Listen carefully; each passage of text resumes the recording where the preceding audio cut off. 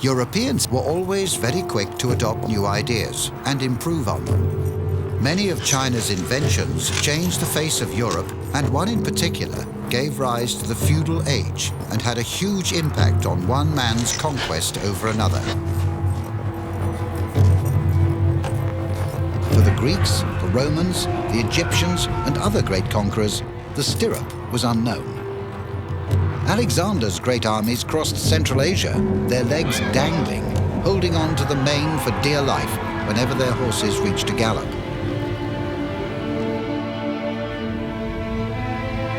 Not until the 3rd century AD was the situation remedied, in China. It probably evolved in the steppes by indigenous men who lived on horseback. Men like this.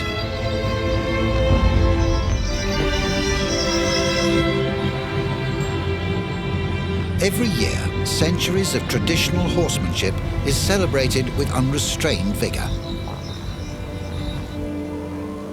This is the famous horse festival of Yushu, Qinghai province.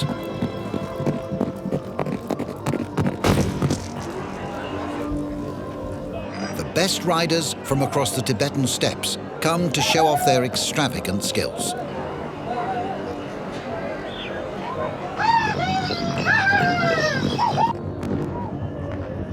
Riders hit targets on the ground with pinpoint accuracy.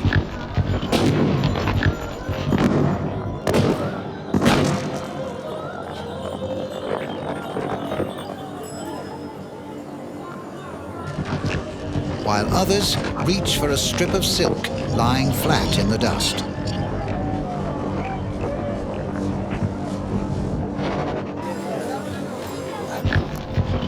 What better illustration of the control and precision that is afforded by one of China's most underestimated inventions, the stirrup. One of the most influential inventions in the history of warfare, it finally reached Europe in the Middle Ages, giving birth to the age of chivalry. But it was another Chinese invention that would end this age and would lead to a new kind of warfare.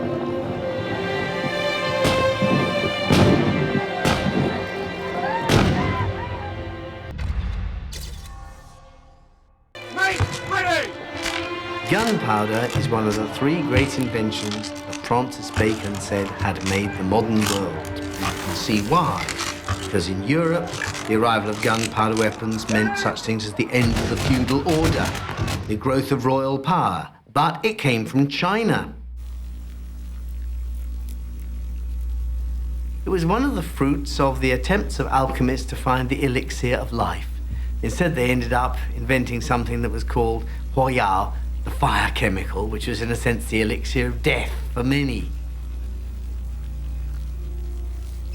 Potassium nitrate gives off oxygen when heated and can cause rapid burning.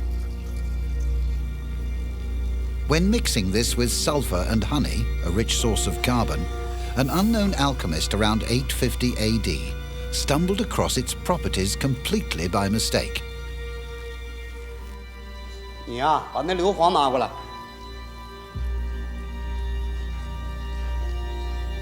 哎，拿过来称一下。你呀，去把那锰粉拿来啊，快去！来来，躲开，让我看一下。师傅，拿什么？锰粉，就那红色眼的瓶子啊，去吧。哎，少放一点。Since the Chinese were familiar with dabbling with these substances, it was only a matter of time before a truly explosive combination would be discovered.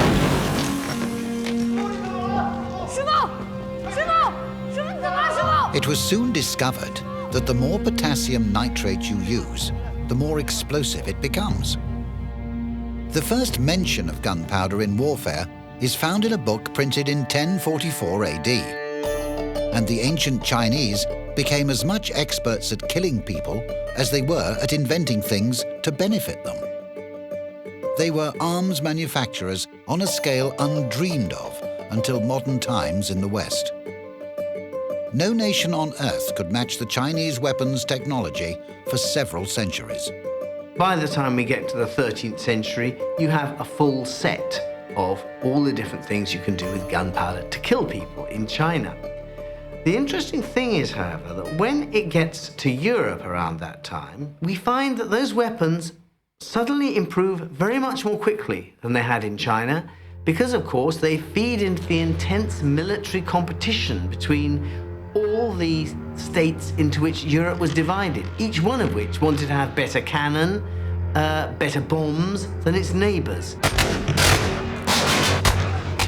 Centuries later, the difference would become painfully clear. Soon, European gunpowder weapons were actually better than the ones in China, the country from which the technology had come.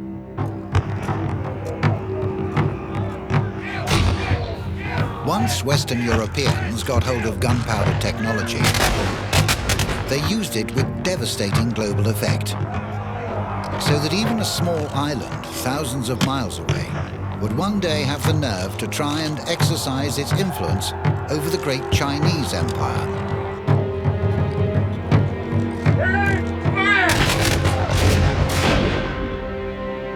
China would find it difficult to see anyone as its equal, and for good reason.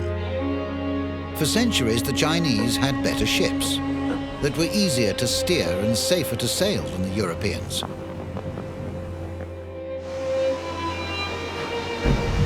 Yet it was Europeans that made the great voyages of discovery in pursuit of what new worlds may offer in terms of riches and trade. Perhaps it was because China was at the center of the world's markets. There was no incentive to sail around the world when everybody came to them.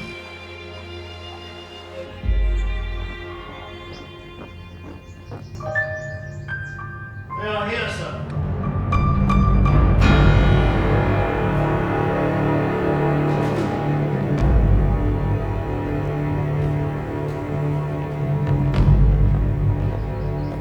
Gentlemen, may I offer you tea?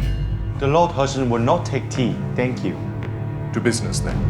Can I ask Lord Hussein when I may graciously be permitted to meet with the Emperor? The Lord Hussein regretfully must remind the Lord Macaroni that he has not yet agreed to perform the act of kowtow. My position has not altered since we last discussed this subject. Our trade is growing with all the nations of the world. My king dearly hopes to increase trade with your great and ancient nation to the mutual benefit of our peoples. 小小的国家，可武器倒不小啊。So small, your country to make grand claims. China's unwavering view of itself would inevitably confront the Europeans' belief in their right to pursue wealth and progress through trade, even if it came in the shape of the British trading opium for China's silk, porcelain and tea. Sovereign nations will not humiliate themselves in this way. Other barbarian nations have done so. Not Englishmen, sir. Then the Englishman will not trade with the Middle Kingdom. Trade cannot be stopped. It is a force of nature. And it is dangerous to try to stop a force of nature.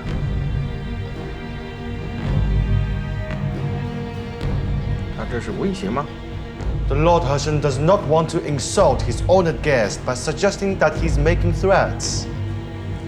I make no threats. I say only that great nations must not seek to humiliate each other. Small provocations, Lord Hussein, do nothing to serve the peace. The crunch came in 1841.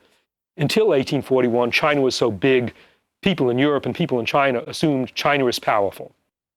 And then in 1841, the British and French decided that they would have a war against China. And to their astonishment, and to the astonishment of China, the British and French won that war. Why? Because the British and French had their scientists and their technology. They had a better armed army, and China finally discovers that it has paid the penalty for not having fostered science and technology. By 1860, Europeans had seized control of nearly 40% of the Earth's surface, utilizing the Chinese inventions of gunpowder, printing, and the compass to build their empires. What Europeans lacked in heritage, they more than made up for in enthusiasm. And the technology developed from guns would lead to yet another discovery. The development of the rocket is one of those stories where a technology comes about, I think, more or less by accident. There's a fascinating story behind it.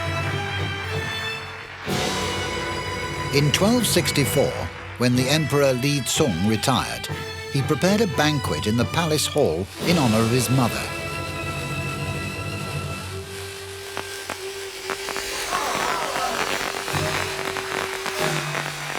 A display of fireworks impressed all.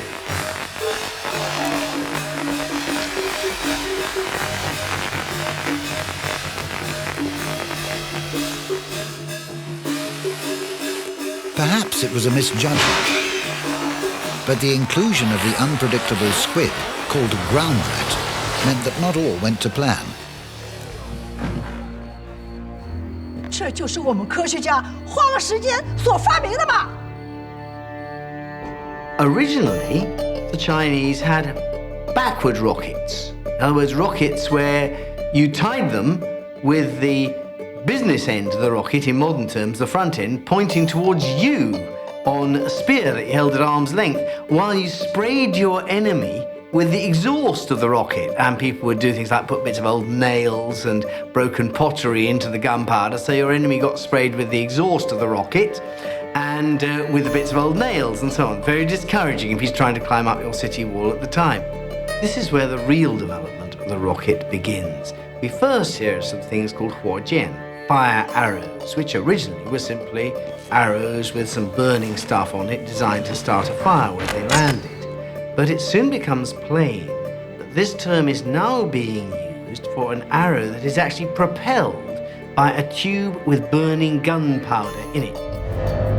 Today's military rockets are the direct descendants of Chinese technology that has been around since the time of the Crusades. But this is the rocket full-blown. It can also be launched in batteries.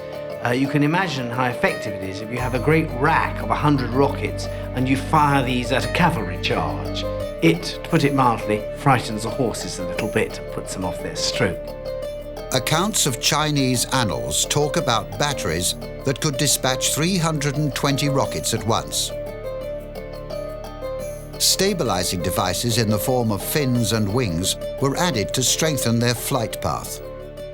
This bears a very strong resemblance to military and exploration rockets of the modern era.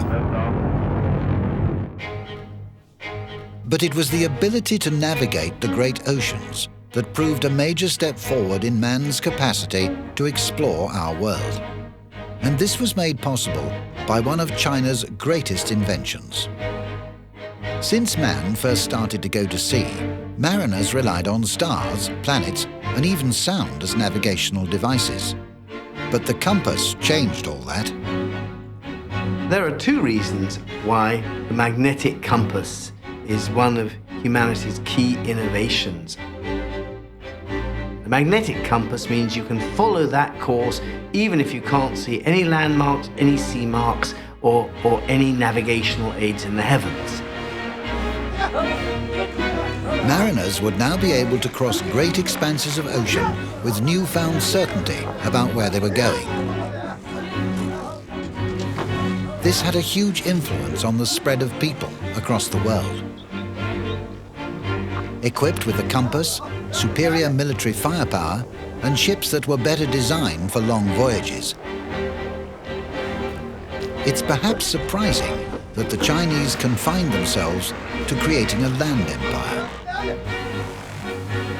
As a navigational tool, it's hard to understate the importance of the compass. But there's another, more subtle influence. The compass is the first electromagnetic field detector that human beings have ever seen. And the detection and indeed creation of electromagnetic fields is the basis of so many modern technologies that are just everyday to us today, like radio, radar, and of course, television. Even with the ability to navigate, any civilization cannot develop without the ability to communicate effectively. Now, connected by technology that started with the compass, Sharing ideas across borders has become commonplace. But the tide is turning. Just as Europeans once took Chinese ideas and used them to their advantage, now China benefits from Western influence and learning. The influx of technology and management skills of the more developed countries has been of benefit to China. Foreign investment has been huge and the growth in industry enormous. But if there's a single factor that stands out as a valuable resource in its ability to take the stage as a world superpower, it's the Chinese people. Yeah, we're talking about the ability of Chinese to absorb new technology rapidly. But I want to emphasize that new technologies is available to any country in the world. Why don't some other countries, developing countries, absorb the modern technology in the way that the Chinese have done? So I think the main reason is that the character of the Chinese people, which I can call human capital, is the quality, the characteristic of the Chinese people, such as respect for learning, such as working hard. The Chinese labor force actually is of very high quality. With more than 1/5 of the people on Earth, China is rich in human capital. But it goes beyond that.